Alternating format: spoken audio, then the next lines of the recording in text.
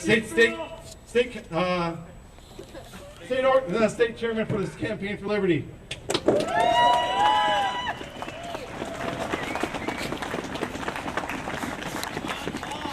Hello.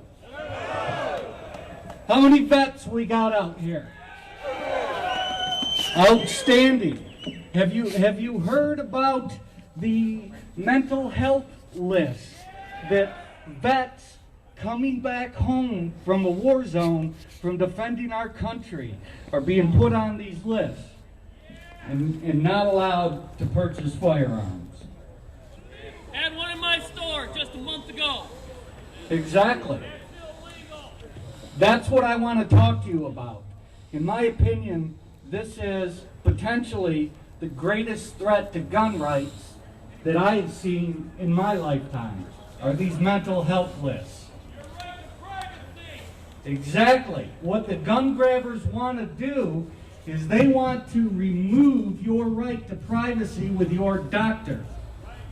I have, in the past month, I've had 2 friends give me stories about going into a hospital or into their doctor, and suddenly they're being questioned about owning guns, and do they own guns, and what type of guns do they own.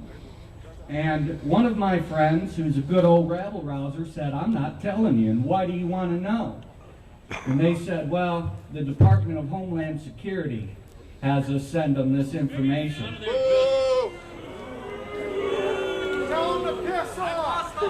Exactly. It's voluntary. If you go in and you go into a hospital and you're in that situation, you do not need to give them any of that information, and don't.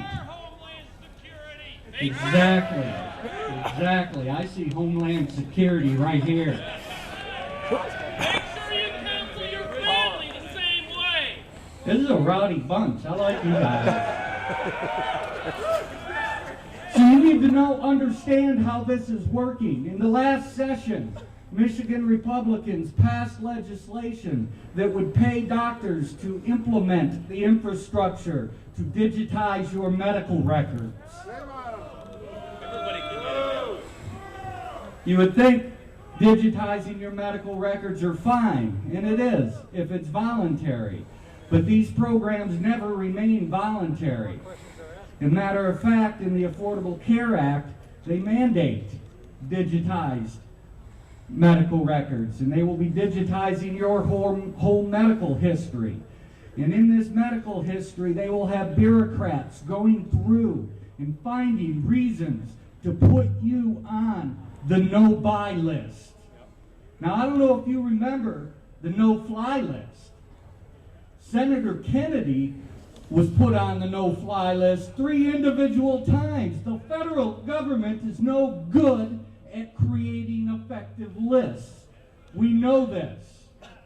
We know this. And we know that the no-buy list will have thousands, hundreds of thousands, and potentially millions of American citizens on that list. And they will be prevented from purchasing the tools that they need to defend themselves and defend their families. This is what most politicians right now, even Republicans, are calling common sense legislation. If you think that this information is not going to be shared, not going to be shared with other states, other bureaucracies, and the federal government, you are sadly mistaken. In Michigan right now, we have 2 fusion centers. These fusion centers serve one purpose. They are there to collect as much information on you as possible and send that to the federal government. The Department of Homeland Security, Robert Mockney of the Department of Homeland Security, has already stated publicly numerous times that this information is shareable between non-governmental organizations, governmental organizations, and foreign governments. This is the link that is slowly creeping up on you. that is slowly establishing the mental health do not buy list. It comes with Obamacare, it comes with fusion centers, and now it comes with the codifying in law of these mental health lists, where they will have official lists that you are on, and you will be on that list if you claimed it at some point 10 years ago to your doctor that you were experiencing stress, or that you had a problem in your marriage and you went and seen a counselor. All of these pieces of information will be collected and gathered and stored upon you and used against you in your right to bear arms and your right to self-defense.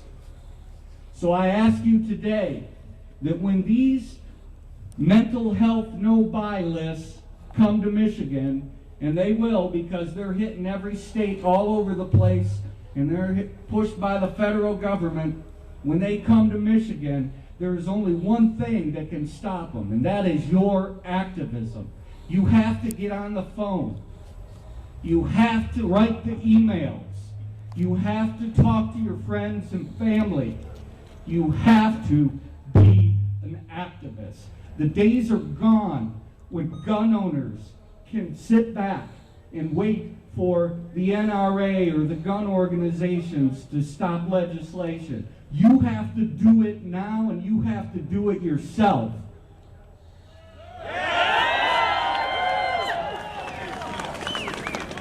I'd like to thank the organizers for giving me an opportunity to come up here. So I'll take your point of interest offline, sir. They're telling me my time is about up, so I would rather live on my feet than die on my knees. So, thank you.